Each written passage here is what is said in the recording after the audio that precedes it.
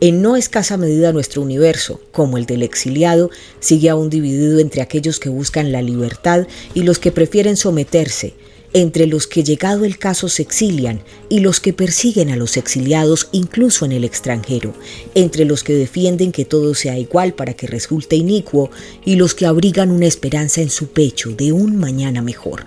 De todo ello hablo en esta novela, es lo que nos dice César Vidal y es lo que nos ampliará esta noche. Esta noche en Informativo G24, César Vidal con su nueva novela El exiliado, para aquellos que buscan paz y libertad. Informativo. Estar con nosotros en Informativo G24, donde no competimos con la inmediatez. Nuestra apuesta es el análisis para que usted sea su propio analista. Hoy, de lo político a lo humano, poniéndole la mirada a todos esos temas que sin duda alguna a ustedes les interesan, donde nacen preguntas legítimas y nosotros desde aquí buscamos personajes con una amplia dimensión en perspectiva para tratar de traer al menos una explicación que les permita a ustedes tomar sus propias conclusiones. Les había prometido para hoy 2 de diciembre a una de esas personas que más nos cautiva y que cuando ha estado con nosotros aquí en el programa siempre nos lleva a pensar más allá. Esta noche estará con nosotros el doctor César Vidal. Sí, yo sé que están muy contentos, lo han pedido mucho en sus comentarios, nosotros también estamos muy contentos.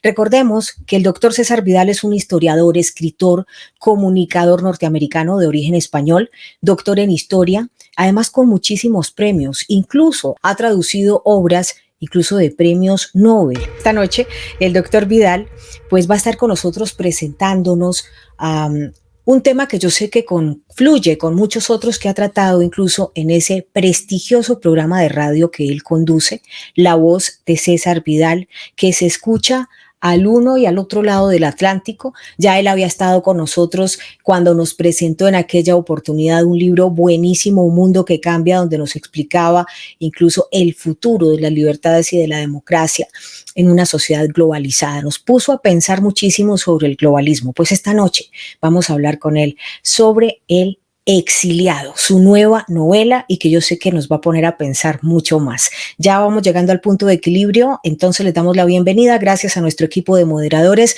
Recuerden que también estamos a través de www.canalg24.tv. Sin más preámbulos, qué gusto y qué honor contar esta noche con el doctor César Vidal en Informativo G24. Doctor César, bienvenido, gracias. Muy buenas noches, encantado de estar aquí. Es un placer volver a aterrizar en este estudio. No, el gusto es nuestro, de verdad que sí.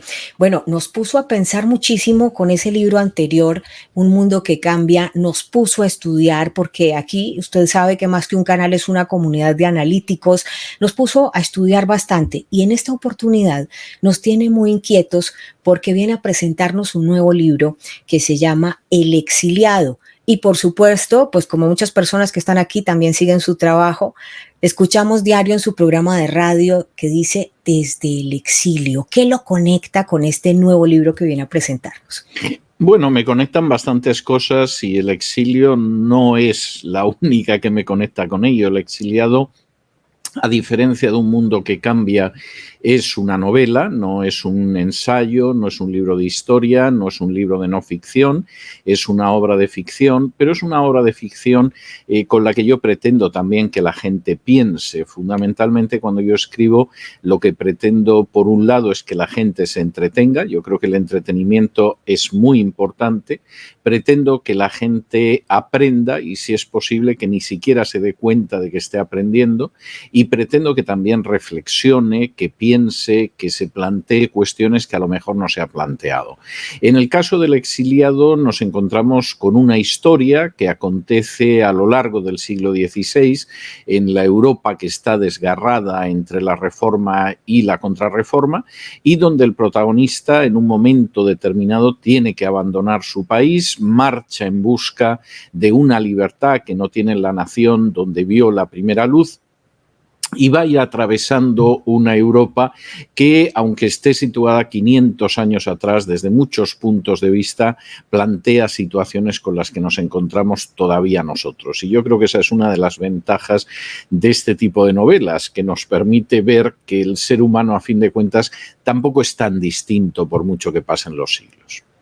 Es cierto, de hecho, Usted hace una observación muy importante y es cuando dice que de alguna manera eso también fue marcando dos visiones distintas dentro del mismo continente. Algunas personas en otros aspectos, si lo quiere ver con el globalismo y demás, dicen es que estamos viviendo otras rupturas o estamos repitiendo hechos del pasado. De alguna manera, no sé si César, tú crees que ya te voy a tutear de ahora en adelante en la Sí, entrevista. está muy bien.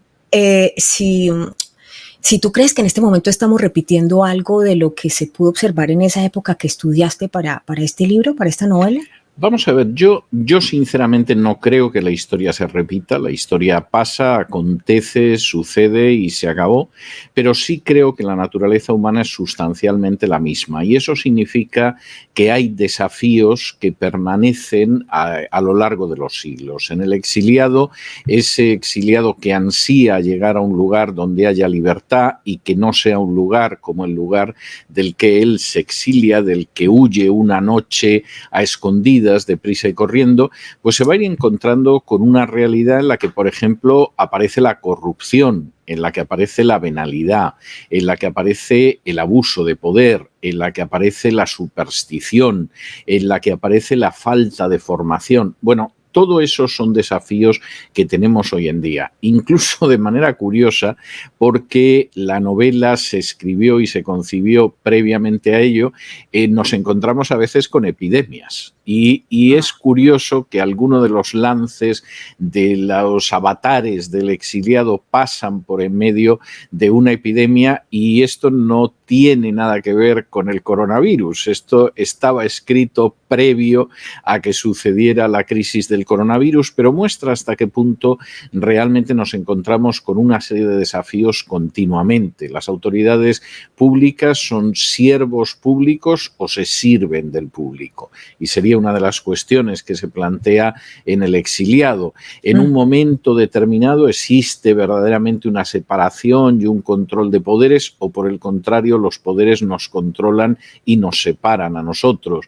En un momento determinado nos encontramos realmente con libertad o por el contrario la libertad es una asignatura que cada vez resulta más difícil aprobar. Bueno, pues yo diría que esas son algunas de las cuestiones que aparecen en el exiliado y curiosamente parece incluso que algunas de estas cuestiones pues han recibido una especial relevancia en los últimos meses. No me refiero solamente a esa situación de epidemia, me refiero a la manipulación de la información, a la inquisición sobre aquello que se publica, se piensa y se escribe. Bueno, pues esto lamentablemente, a lo mejor si esta conversación lo hubiéramos tenido 4 o 5 años atrás, nos hubieran parecido cosas lejanas y sin embargo en estos momentos son cosas terribles, yo creo que en ocasiones angustiosamente cercanas. Y muy frustrantes además. En esa investigación que tú hacías de esas dos visiones diferentes que se planteaban en Europa, reforma, contrarreforma al otro lado, ¿qué podríamos traer de paralelo a este presente que todavía ves? Y ahorita vamos a esos valores que tú veías que se abrazaban y que eso también iba marcando algunas tendencias. Bueno, yo creo que los paralelos son muy acusados, los paralelos son muy claros. La reforma implicó inicialmente un deseo de regresar a la pureza del cristianismo primitivo. El siglo XVI es un siglo que desea sobre todo regresar a los buenos viejos tiempos. Los artistas, como puede ser el caso de Leonardo da Vinci, como puede ser el caso de Rafael, de Miguel Ángel, desean saltar por encima de esa Edad Media recargada y siniestra y regresar a la belleza clásica, sobre todo de la antigua Grecia, en términos artísticos. Pero en términos espirituales la reforma implica lo mismo, saltemos por encima de la superstición, de la negrura, de las tinieblas, de la Edad Media, de las hogueras, de la Inquisición y regresemos al cristianismo puro, sin ningún tipo de mancha que encontramos en el Nuevo Testamento. Como era de esperar, la reforma que pretende volver a la libertad, pero que al mismo tiempo implica recuperar una serie de valores que aparecen en la Biblia y que se han ido perdiendo durante la Edad Media, recibe una respuesta, una reacción durísima, violentísima, que es la contrarreforma, que no en vano se llama contrarreforma, es decir, es un movimiento que lo que pretende es acabar literalmente a sangre y fuego con la contrarreforma. ¿Que existen paralelos con nuestro mundo de hoy? Yo creo que no cabe la menor duda. Es decir, cualquier intento de regresar a una pureza de la libertad, de garantizar derechos humanos que son absolutamente irrenunciables, de encontrar valores con los que se pueda sostener de una manera fuerte y robusta nuestra sociedad, pues encuentra unas respuestas de una inmensa dureza, y esas respuestas también son despóticas y tiránicas, como en el caso de la contrarreforma. Y en muchos casos, bueno, pues a lo mejor no encontramos la condena o la hoguera, pero sí encontramos la censura y encontramos la muerte civil. Hace apenas unos días, uno de los sectores de la administración del Estado en España llamaba a causar la muerte civil de determinados individuos. Y uno oye esto y dice, bueno, estamos volviendo a la Edad Media con tambores al viento y banderas desplegadas, cuando de pronto un sector de la administración llama a causar la muerte civil de otro sector. No ha sido difícil en los últimos tiempos ver en los medios de comunicación manifestaciones de totalitarismo absolutamente terribles, de censura, de descartar determinados temas, de hurtar a la población el poder acceder a determinadas informaciones. De manera que los paralelos con esa época de la reforma y de la contrarreforma son obvios, y en términos de exilios, pues ¿para qué vamos a hablar? Porque vivimos en una época de multitud de exilios, como tú muy bien sabes. Completamente. Pero hay un punto que es muy esperanzador dentro de este libro. Contigo es muy bueno hablar porque podemos hacer paralelos históricos y es absolutamente enriquecedor esta parte donde el exiliado se refiere a esos valores que se abrazaban en una u otra sociedad, porque estamos viendo dos visiones dentro de la misma Europa, pero decías que de alguna manera eran las sociedades quienes, abrazándose a esos valores, podían determinar el presente y el futuro. ¿Tú crees que todavía es posible? Porque esta parte va a ser bomba. O sea, me encanta esta parte. Yo creo que sí. Vamos a ver, El exiliado es una novela en la que hay muchos componentes. Por supuesto, existe un componente de descripción de la época que está mucho más documentado de lo que parecería a primera vista, porque yo creo que la documentación en las novelas no tiene que ser algo que parezca que está sacando una referencia de un artículo de una enciclopedia, sino que tiene que estar integrado en el texto de tal manera que lo paladees sin darte cuenta. Tiene que ser como una buena salsa, no como un mazacote de ahí que aparece en medio del plato. Y efectivamente yo creo que ese elemento se da, pero al mismo tiempo El exiliado tiene muchos otros elementos. Es una novela en la que aparece el amor y es una novela en la que aparece la esperanza. No tiene un mensaje de desesperación, un mensaje amargo, un mensaje de desengaño, sino que por el contrario tiene un mensaje de esperanza. En cierta medida yo diría que tiene un paralelo con esa conclusión que yo tengo en mi editorial del programa La Voz todos los días, cuando al final, aunque el tema haya sido muy duro y haya sido el tema que he desarrollado en el editorial, pues de esos temas que casi te pueden dejar sin respiración por unos instantes, yo sin embargo digo, no se dejen caer en la desesperación, no se dejen caer en el desánimo, porque los poderosos en muchas ocasiones nos parecen gigantes simplemente porque los contemplamos de rodillas y ya va siendo hora de ponerse en pie. Y yo creo que en buena medida ese es el mismo mensaje del exiliado. Es decir, a veces vemos esos poderes tiránicos, liberticidas, opresores como enormes gigantes, porque la verdad es que a lo mejor no nos hemos dado cuenta y nos han puesto de rodillas. Y cuando nos pongamos de pie contemplaremos que no son tan gigantescos ni tan altos como nos daban la impresión. Es muy bueno tenerte hoy. Hoy es 2 de diciembre y pues con nuestra audiencia hemos estado también apuntándole a esos programas que van de lo político a lo humano, un poco por lo que tú también estás diciendo, y es que no nos podemos dejar caer. La humanidad está en un momento de incertidumbre, está en un momento de angustia, si se quiere ver, y una frustración que alcanza unos niveles abismales. ¿Qué valores considera César Vidal a partir de toda esa investigación histórica?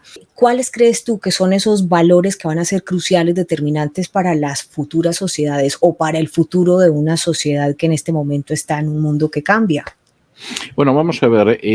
Yo creo que la naturaleza aborrece el vacío y la naturaleza humana y las sociedades humanas aborrecen el vacío. Es decir, nunca se produce un vacío total en la sociedad, nunca caemos en un abismo donde no hay límites. Finalmente, siempre hay una configuración que se da en esa sociedad.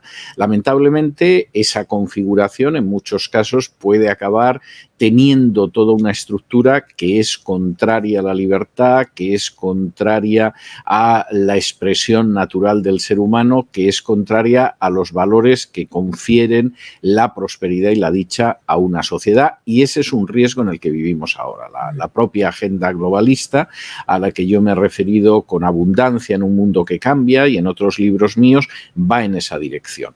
¿Qué podemos oponer como valores frente a esa situación? Yo creo que los valores que aparecen en la Biblia son los únicos valores que en realidad pueden aguantar ese empuje. Y además no solo lo creo yo.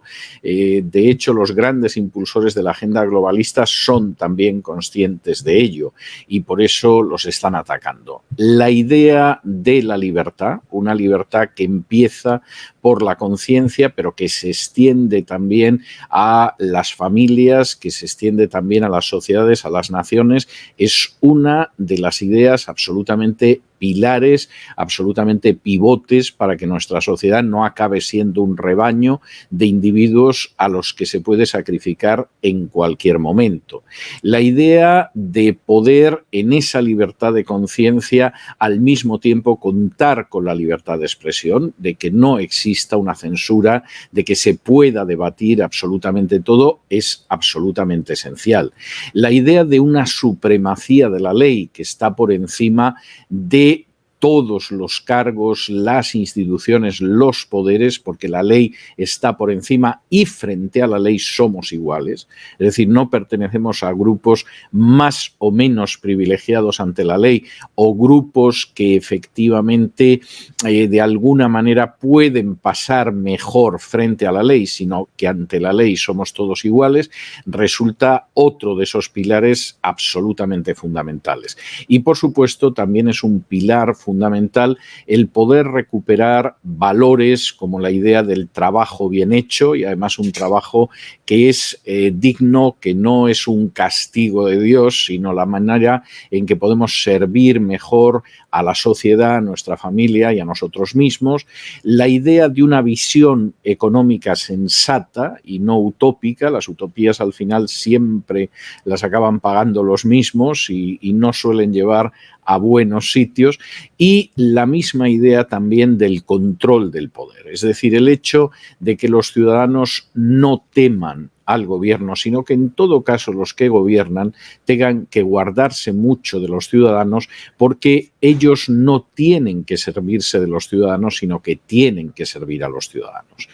Estas ideas, que son todas ideas que se enraizan y que arrancan y que derivan de la Biblia, son también la base de las democracias modernas. Y cuando todo ese conjunto de ideas no funcionan, cuando no existe ese control del poder, cuando el poder no es limitado, cuando la supremacía de la ley brilla por su ausencia y no somos iguales ante la ley, cuando no existe una libertad de conciencia, cuando la libertad de expresión está perseguida y censurada, pues evidentemente cualquier sistema se va erosionando, aunque externamente, aunque formalmente parezca una democracia, y acabamos derivando en alguna forma de tiranía, bueno, más o menos encubierta, más o menos expuesta, pero en cualquier caso liberticida. Tremendo. Y tú que tienes muchas ventajas seguramente frente a muchos de nosotros porque conjugas dos cosas. Uno, eres un historiador, pero además eres investigador, periodista, o sea, tienes todo el conjunto de herramientas técnicas, si se quiere ver, intuitivas, de análisis deductivo, para ver en perspectiva, pero además conoces muy bien la Biblia, las Sagradas Escrituras. Cuando tú te pones a conjugar lo histórico con todo este cimiento técnico que tienes de conocimiento y demás, más todo este conocimiento de las Sagradas Escrituras y miras en perspectiva el mundo que estamos viviendo, ¿te has atrevido a pensar en algún momento ¿cuánto tiempo podría durar todo este caos? Bueno, este caos, como tú lo llamas, puede durar mucho. Y permíteme que te cite una experiencia de hace apenas un mes. Sí.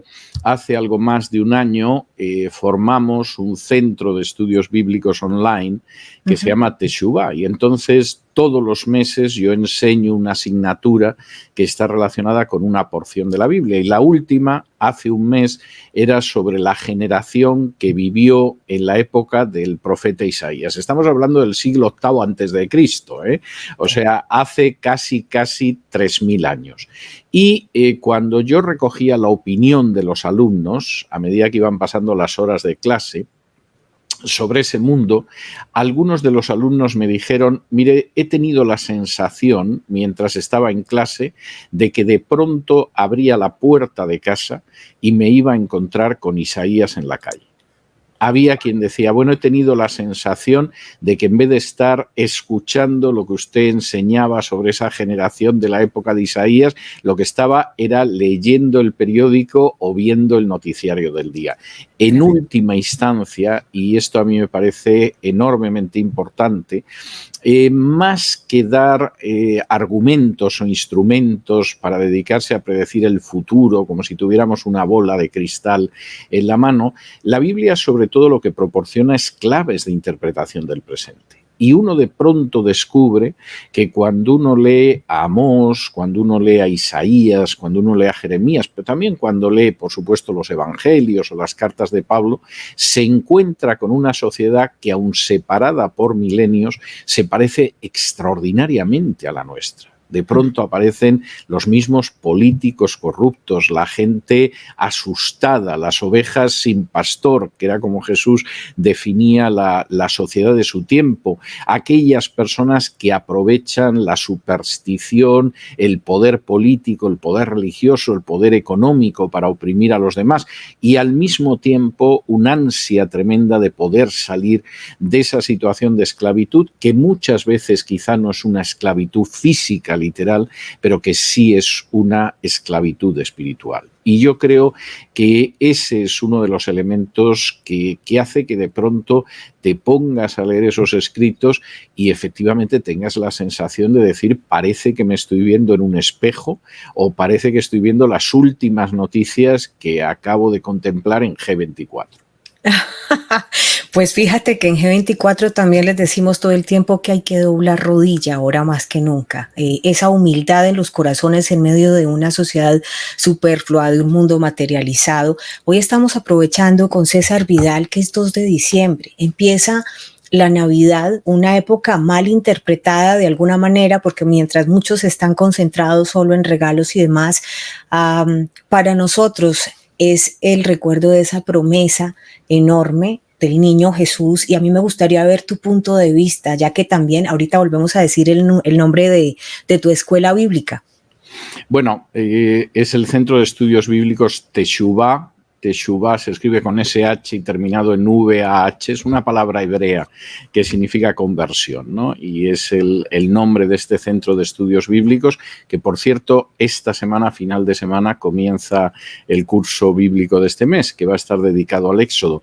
Pero creo que es muy oportuno lo que tú comentabas sobre la Navidad y me recuerda mucho también las historias que aparecen recogidas en la novela del exiliado. Por un lado está lo que puede nacer de la superstición, lo que puede nacer de la tradición, de lo que ha pasado de unos a otros, de lo que en muchos casos apenas enmascara cuestiones que son puramente materiales, pero con un ligero maquillaje religioso, y por un lado está eso, y por otro lado está una vivencia profunda de lo que efectivamente sucedió en Navidad. La Navidad la celebra todo el mundo y la celebra todo el mundo independientemente de que crea o no crea, porque se se supone que hay fiestas, se supone que hay regalos y se supone que hay otras cosas que pueden ser gratas, aunque no tengan nada que ver. La Navidad tiene un sentido en la medida en la que recordamos que en un momento concreto de la historia, en el tiempo y en el espacio, Dios se encarna para traer la salvación al género humano, y además lo hace de la manera más humilde. No nace en un palacio, no nace en Roma, centro del mundo, nace en una villa pequeñita de Judea que se llama Belén, y además en un lugar donde nadie se alojaba, pero donde hubo que nacer, porque se daba la circunstancia de que no había sitio en ningún mesón, en ninguna posada para esa pareja, para ese matrimonio en el que ella estaba embarazada y a punto ya de dar a luz a Jesús. Y a mí eso me parece tremendamente importante. Como muchas de estas cuestiones las podemos ver desde tradiciones sobadas, desde supersticiones diversas, desde bueno, pues la diversión material que poco o nada tiene que ver con eso, o podemos entrar en el verdadero espíritu, y el espíritu es enormemente hermoso, porque el ser humano como conjunto, como colectivo, y el ser humano como individuos, como tú y como yo, no están solos, ni siquiera tienen que ir buscando a ver si consiguen alcanzar a Dios con alguna cosa, sino que el propio Dios se ha convertido en un ser humano para ir en su busca. Y yo creo que realmente ese mensaje es extraordinariamente actual, pero sobre todo es algo que nos llega hasta las necesidades más íntimas y más profundas del corazón. ¿Cómo es el espíritu de la Navidad de César Vidal? Bueno, el espíritu de la Navidad de César Vidal desde hace muchísimos años es muy sencillo. No es un espíritu que esté identificado con repartir regalos. Ocasionalmente, digamos que puedo realizar algún regalo a alguna persona muy cercana. No es algo que tampoco esté relacionado con grandes celebraciones, aunque sí es normal que tenga esa cena de Navidad con gente querida. Ha habido años en que no ha podido ser así por diversas razones, por ejemplo el exilio, pero realmente sí se produce eso, pero fundamentalmente la Navidad es un reflexionar, un pensar, un recordar lo que es el significado de la Navidad. Y efectivamente tener la sensación de que un año más recordamos que Dios nos visitó y nos visitó de una manera muy cercana. ¿Escucha villancicos, César Vidal? Bueno, ocasionalmente, vamos a ver, tengo un programa semanal que es de música sureña del sur de los Estados Unidos que se llama Camino del Sur, y en Navidades suelo hacer 2 especiales de música navideña, o sea que es algo que de alguna manera me acerco a ello. Pero yo soy persona muy poco dada a los elementos externos, no solamente en relación con la Navidad, sino en relación con muchas otras cosas. Soy persona en ese sentido más dada a la reflexión, a la meditación, a poder pensar sobre el sentido de lo que sucede. No soy persona realmente de grandes manifestaciones externas, esa es la realidad. No estoy diciendo que esto sea ejemplar, estoy simplemente describiendo cómo soy yo, ¿no? Pero Grinch no, porque tiene el espíritu de la Navidad y sabe que es un momento de reflexión. No suelo entrar en eso. Ocasionalmente hay años en que, por ejemplo, he vuelto a ver una de las grandes versiones de la canción de Navidad de Dickens, del Christmas Carol, que es una versión que se llamó en España Muchas gracias, Mr. Scrooge. Scrooge se llama en inglés, que es una versión musical de la canción de Navidad de Dickens, y tengo que reconocer que todos los años, no todos los años la vuelvo a ver, pero los años que la vuelvo a ver me sigo emocionando como la primera vez que la vi. Es decir, ese espíritu navideño sí es algo que tiene un eco muy fuerte dentro de mí, pero no pongo árbol en casa, no coloco por fuera bolas navideñas, no tengo renos en la puerta de casa, en el jardín o algo de este tipo. Quiero decir, todo este tipo de manifestaciones de carácter externo es algo que no encaja mucho con mi personalidad, pero insisto, no pretendo con ello ser ejemplar, ni mucho menos, es simplemente como es mi carácter. Yo tiendo lo que son las emociones, los sentimientos, a vivirlos de una manera lo más profunda, lo más honda posible y de alguna manera a no centrarme tanto en manifestaciones externas, en signos externos. A mí me gustaría que nos recordaras dónde se puede conseguir tu libro El Exiliado, porque ahorita nos vas a dar también, si se quiere ver, como unas pautas para esta Navidad, para vivirla de verdad, con ese espíritu de fe, de amor que se debe vivir. Pero antes me gustaría que nos recordaras dónde se puede conseguir tu libro El Exiliado y el nombre de tu escuela bíblica. Bueno, vamos a ver, El Exiliado es un libro que por supuesto se encuentra en Amazon, en cualquiera de las terminales de Amazon en todo el mundo, amazon.com, amazon.es. Según los países de los que estemos hablando, en América en general hay distintas librerías donde se puede encontrar El Exiliado y eso es algo que no tiene tampoco una especial dificultad ni mucho menos, de manera que es un libro accesible. Yo espero que la gente lo pueda leer y lo pueda disfrutar. Volviendo al tema de la Navidad, yo por regla general en Navidad lo que hago es que vuelvo a releer los relatos de la Navidad que aparecen tanto en el Evangelio de Mateo, en el primer capítulo, como en el Evangelio de Lucas, en los 2 primeros capítulos. Suelo recordar todo eso, pero al mismo tiempo también a eso le suelo sumar alguna otra lectura bíblica, como puede ser el capítulo 53 de Isaías, donde se ve cuál es la razón de que hubiera una Navidad y qué vino después de la Navidad. La Navidad tiene un sentido no solo en sí, sino en el hecho de que precisamente ese Dios hecho hombre finalmente moriría en la cruz por los pecados del género humano, que ese Dios hecho hombre sigue llamando a la gente a que se reconcilie con Dios y que ese Dios hecho hombre quiere entrar en nuestra vida en Navidad o en un día que no sea Navidad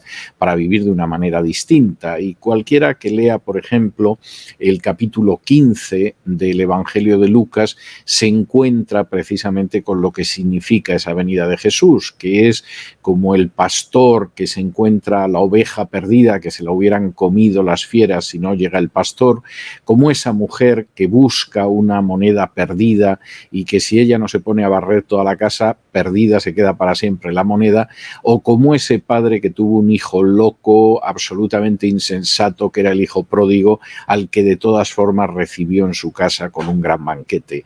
La Navidad tiene sentido posiblemente no tanto por el banquete que se pueda celebrar de Navidad, como por el hecho de que Dios nos invita a un banquete y los días de Navidad son días para reflexionar en ese banquete al que nos llama el propio Dios.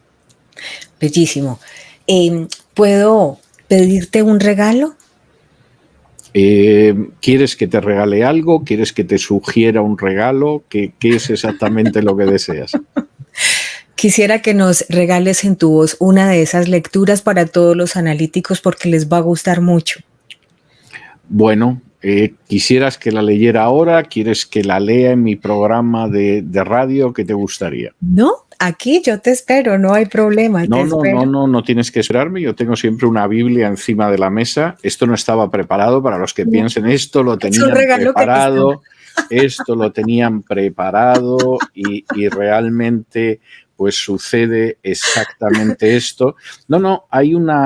Sí, puedo hacer una de esas lecturas que yo mencionaba antes, ¿sí? Que a mí me parece que tienen mucho del espíritu de la Navidad, aunque no contengan el espíritu de la Navidad. Y es una historia que me parece enormemente interesante. Voy a leer la primera parte de la historia nada más, para que no sea muy largo, pero que para mí contiene el espíritu de la Navidad. Dice así: también dijo Jesús, un hombre tenía 2 hijos, y el menor de ellos dijo a su padre: Padre, dame la parte de los bienes que me corresponde, y les repartió los bienes. No muchos días después, juntándolo todo, el hijo menor se fue lejos a una provincia apartada y allí desperdició sus bienes viviendo perdidamente. Y cuando todo lo hubo malgastado, vino una gran hambre en aquella provincia y comenzó a faltarle. Y fue y se arrimó a uno de los ciudadanos de aquella tierra, el cual le envió a su hacienda para que apacentase cerdos. Y deseaba llenar su vientre de las algarrobas que comían los cerdos, pero nadie le daba. Y volviendo en sí dijo: ¿cuántos jornaleros en casa de mi padre tienen abundancia de pan y yo aquí perezco de hambre? Me levantaré e iré a mi padre y le diré: Padre, he pecado contra el cielo y contra ti, ya no soy digno de ser llamado tu hijo, hazme como a uno de tus jornaleros. Y levantándose vino a su padre, y cuando aún estaba lejos lo vio su padre y fue movido a misericordia y corrió y se echó sobre su cuello y le besó. Y el hijo le dijo: Padre, he pecado contra el cielo y contra ti, ya no soy digno de ser llamado tu hijo. Pero el padre dijo a sus siervos: sacad el mejor vestido y vestidle, y poned un anillo en su mano y calzado en sus pies, y traed el becerro gordo y matadlo, y comamos y hagamos fiesta, porque mi hijo muerto era y ha revivido, se había perdido y es hallado, y comenzaron a regocijarse. Yo creo que este es el espíritu realmente de la Navidad. De alguna manera o de otra, quien no ha vivido perdidamente en algún sentido, quien no ha desperdiciado una parte de su existencia, quien de pronto un día no se levanta y dice: ¿pero qué estoy haciendo, Dios mío? ¿Pero qué pasa con mi vida? ¿Cuándo voy a poner orden?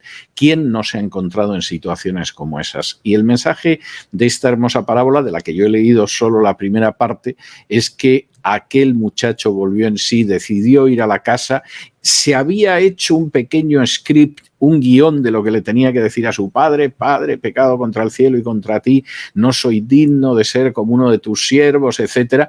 Y cuando iba cerca de la casa, yo a veces he pensado que el padre salía al terminar las faenas del día a la casa y miraba a lo lejos a ver si volvía el hijo, pero el hijo no volvía nunca.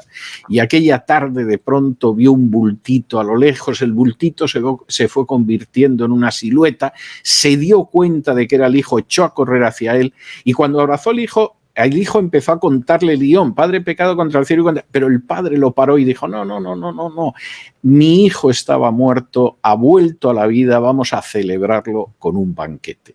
Yo quisiera invitar a la gente a que aproveche ese ejemplo estas Navidades, para que si no está reconciliado con Dios, si no vive en paz con Dios, si no encuentra sentido a su vida, si se encuentra en una situación en la que dice: pero Dios mío, ¿cómo estoy desperdiciando mi existencia de una manera tan penosa? Si la frustración y el desánimo es realmente el conjunto de plantas que están ahogando su corazón, se vuelvan hacia Dios, precisamente como este muchacho decidió volver a la casa de su padre. Y desde luego eso serían unas Navidades auténticamente hermosas, unas Navidades auténticamente vividas en su espíritu. César, qué hermoso regalo, de verdad. Muchas gracias por habernos hecho ese regalo. Invitarlos a ustedes para que consigan El Exiliado, que es una novela preciosa además. Y nos repites, por favor, tu escuela bíblica también. Sí, se llama Teshuvah, es T-E-S-H-U-V-A-H. Teshuvah es la palabra hebrea para conversión, y por supuesto la gente es online, tiene unos precios modestísimos, porque decidimos que queríamos que fuera accesible a todo el mundo, aunque fuera gente de ingresos muy modestos, y se pueden seguir los cursos online en cualquier época del año, aunque hay algunos en vivo, como por ejemplo el que se dará a finales de esta semana. Bueno, pues ahí está, ahí se los ponemos abajo en pantalla para que lo visiten. Y finalmente, César, te voy a dejar un minuto con ellos y te pongo el panorama. Muchas personas nos escriben y nos dicen: estoy un poco bloqueado, toda esta división de opiniones que se está generando a raíz de todo este caos del mundo, hay que decirlo, porque pues definitivamente cuando unos piensan así, otros así, en el medio del choque se genera caos. Esto se está yendo a las salas familiares, a los comedores de los hogares, y muchas personas nos escriben y nos dicen: me siento bloqueado, ya ni siquiera fluyo, ya ni siquiera sé si debo seguir trabajando en lo que estoy trabajando o si debo renunciar. Yo quisiera que aprovecháramos tu presencia para que nos dieras un mensaje, que yo sé que ellos te escuchan y te aprecian profundamente, César. Bueno, yo creo que no es posible hacer nada que sea pleno, que sea algo que nos llene de dicha, que nos dé paz, si realmente no tenemos paz en nuestro corazón. Yo creo que la paz en nuestro corazón es algo extraordinariamente importante. En buena medida es el mensaje de esta novela del exiliado por la que tú me has invitado tan gentilmente esta noche, y a mí me parece enormemente importante que hay que buscar esa paz. Si uno fuera, por ejemplo, a la carta de Pablo a los romanos en el Nuevo Testamento, al capítulo 5 y versículos del 1 en adelante, vería que esa paz es una paz que recibimos cuando nos volvemos hacia Dios y cuando además nos volvemos hacia Dios a través de Jesús. Yo creo que podemos vivir con esperanza en este mundo, creo que podemos vivir libres de la ansiedad, libres de la angustia, libres del pesar. Creo que podemos tener vidas con un auténtico propósito y vidas plenas, incluso en medio de las dificultades y en medio de las tribulaciones. Quien les dice esto en su vida ha tenido que empezar 4 veces de cero, y la última no fue de cero, fue de bajo cero, pero sin embargo la paz se mantiene en medio de esas situaciones cuando tenemos paz con Dios a través de Jesús. Aprovechen este momento, no dejen pasar un día más, vivan en paz y sientan que incluso en medio de la tempestad en la que parece haberse convertido este mundo que cambia y en medio del cual vivimos, existe posibilidad de tener paz de espíritu, paz de corazón y paz consigo mismo, con Dios y los unos con los otros. Muchísimas gracias, César Vidal. Llegan al alma estas palabras que nos estás dando. Esta es tu casa, y nuevamente gracias por haber aceptado la invitación esta noche en Informativo G24. No, muchísimas gracias a ti. Fue verdaderamente un placer y un privilegio compartir este tiempo. Un abrazo fuerte. Dios te bendiga. Un abrazo muy fuerte. Que Dios te bendiga. Gracias. Ahí está, excelente. Como siempre, César Vidal, y nos pone muy felices cuando él acepta la invitación a Informativo G24. A ustedes cuídense mucho, Dios los bendiga, y aquí seguiremos con todos estos mensajes, mirando esta época del año, de verdad con la perspectiva que debe ser. Es el final de un año difícil, pero vamos a mirar hacia el interior y por supuesto tratar de sacar lo mejor de nosotros para el año que viene. Así que bienvenida a la Navidad con el verdadero espíritu, y a ustedes Dios los bendiga. Cuídense mucho. Gracias.